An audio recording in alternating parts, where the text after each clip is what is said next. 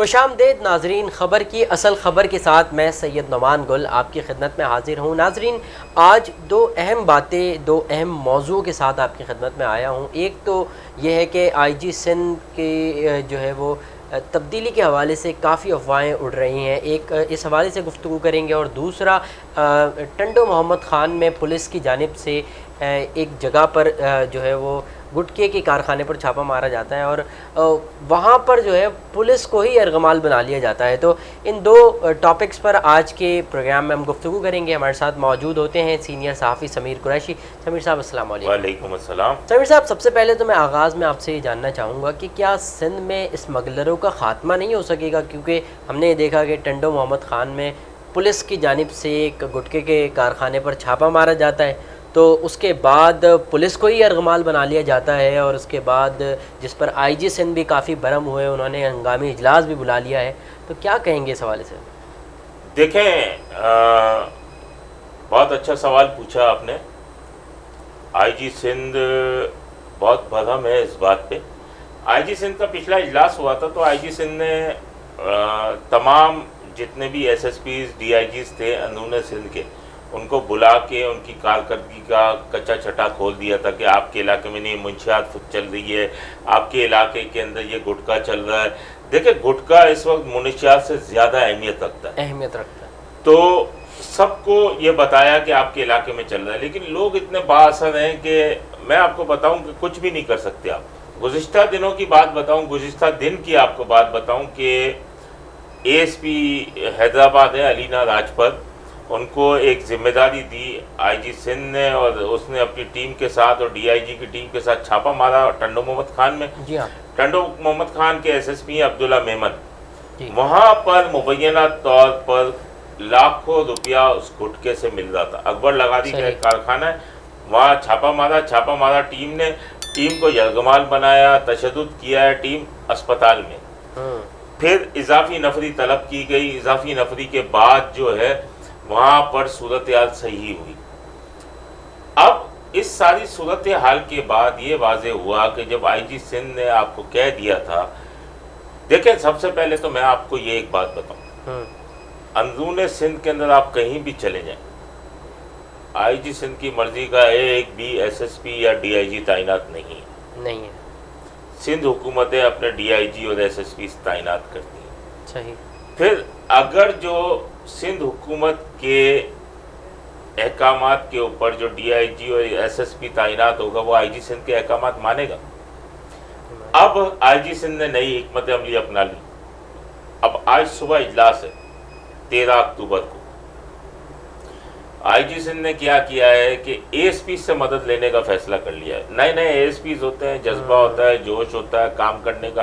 اب ان کو کام استعمال کرنے کا فیصلہ کیا، اس میں اسپیشل برانچ کو بھی ساتھ لے لیا ہے۔ تو کل صبح میٹنگ بلائی ہے، اسپیشل برانچ اور اے ایس پی ساتھ ہوں گے اور انہیں وہ لسٹیں فراہم کریں گے، اور اب یہ چھاپوں کا سلسلہ شروع ہوگا۔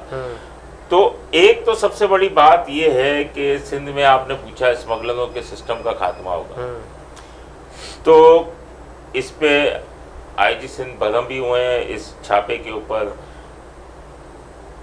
میری سمجھ میں نہیں آ رہا کیسے خاتمہ ہوگا۔ کل صبح اجلاس ہو جائے گا، اے ایس پی جو ہوتا ہے ڈی آئی جیز اور ایس ایس پیز کے انڈر میں ہوتا ہے بالکل۔ اب خلاف جائے گا، یا تو آپ اگلے ضلع میں چھاپا ڈلوائیں تو سمجھ میں آتی ہے، اسی ضلع میں ڈلوائیں گے تو نہیں ہو سکتا۔ ٹھیک ہے۔ اب صبح جو ہے میں آپ کو بتاؤں کہ صبح اجلاس ہے، اجلاس کے اندر لسٹیں فراہم کی جائیں گی، اسپیشل برانچ والے بھی ہیں۔ اسپیشل برانچ نے ماضی میں 4000 لوگوں کی لسٹیں دی ہیں، جو کہ ان کے اڈے ہیں منشیات کے، گٹکا فروشوں کے، چھوٹے بڑے 4000 سے زائد اڈے۔ 4000 سے زائد؟ ہاں۔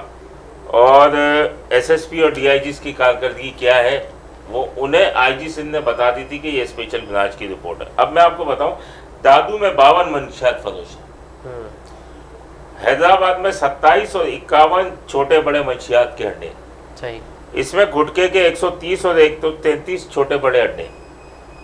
ٹنڈو علیان میں 21 منشیات فروش جو ہیں سرگرم ہیں، بدین میں 16، گھوٹکی میں 21، کمبر شہداد کوٹ میں 20، کشمور میں 66 اور जैकब आबाद में सबकी नज़रें जैकब आबाद की स्मगलिंग पे नज़र होती है, वहाँ 16 मंशियात फरोश बढ़े, इस स्मगलरों से ज़्यादा पैसा दे रहे। और थरपारकर में 124, मटियारी में 20। आईजी सिंध सबसे नाला है। अच्छा, वो इस वजह से 1 करोड़ से लेकर 10 करोड़ रुपए तक का ज़िला है। जो ये तमाम जितने भी हैं सिफारशी सियासी बुनियादों पर तैनात DIGs हैं, SSPs हैं, तो मुझे बताएं कैसे काम होगा। 10 करोड़ अगर ऊपर देंगे तो 2 करोड़ तो खुद भी रखेंगे ना। बिल्कुल। तो ये सारी सिचुएशन है। अब हंगामी इजलास सुबह बुलाया है, सब परेशान है। वो IG के अहकामात नहीं मानते, IG ने उनको पीछे कर दिया कि आप छोड़ दें, मैं ASP से काम लूँगा, ASP से काम लेंगे, तो भी बड़ा मसला है। मुझे लग रहा है कि IG सिंध और फिर हुकूमत जो है फिर आमने सामने होंगे, क्योंकि लाजमी है ये सारे MNAs और MPs और इसके अलावा वजीरों की सिफारिश पर तैनात हैं। देखते हैं IG सिंध की नई हिकमत अमली कितनी कामयाब होती है। अच्छा, हम इसी तनाजुर में अगर दूसरे एंगल से देखें तो हमें ये भी सुनने को मिल रहा है, अफवाहें उड़ रही हैं कि IG सिंध तब्दील होने जा रहे हैं, तो इस हवाले से क्या कहेंगे? क्या वाकई इस बात में क्या सदाकत है कि IG सिंध तब्दील होने जा रहे हैं? देखिए, IG सिंध गुलाम नबी मेमन जब एडिशनल IG कराची थे तो उस वक्त IG सिंध मुश्ताक मेहर थे। उस वक्त इनकी केमिस्ट्री नहीं मिल रही थी आपस में। फिर ये IG सिंध लगे, एडिशनल IG कराची जावेद उर्दू आए। सही। अब उनकी केमिस्ट्री नहीं मिल रही आपस में। सही। वो एक, और कराची में स्ट्रीट क्राइम की शरह बढ़ चुकी है, बिल्कुल बढ़ चुकी है। अब एक बार फिर IG सिंध की तब्दीली की अफवाहें हैं या ये है, लेकिन हमारी इतलात ये है, हमारे ज़राए ये बताते हैं, मोहसिन भट्ट जो हैं DG FIA, उनको एक बार फिर देखिए, पहले उनका नाम चल रहा था। सही। उनको IG सिंध लाया जा रहा था। एकदम वज़ीर आला सिंध जो हैं वो गुलाम नबी मेमन को पीपल्स पार्टी की क़यादत के पास ले गए। उन्होंने कहा ये सही रहेंगे और इस तरीके से काम चलते रहेंगे। तो मामला हो गया, मोहसिन भट्ट को उन्होंने क्रॉस किया, क्योंकि मोहसिन भट्ट की सबसे बड़ी सिफारिश कमरुज़्ज़मा कायरा भी थी।